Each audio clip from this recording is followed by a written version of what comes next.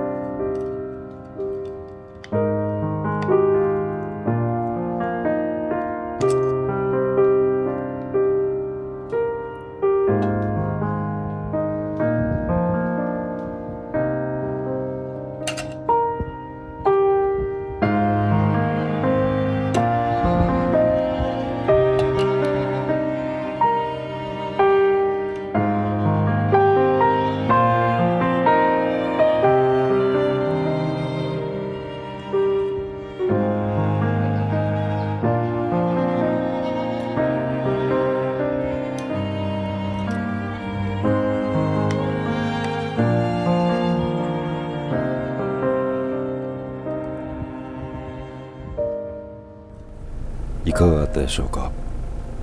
困っている方の役に立てれば嬉しく思います。参考になったなと思ったら高評価よろしくお願いします。それではご視聴ありがとうございました。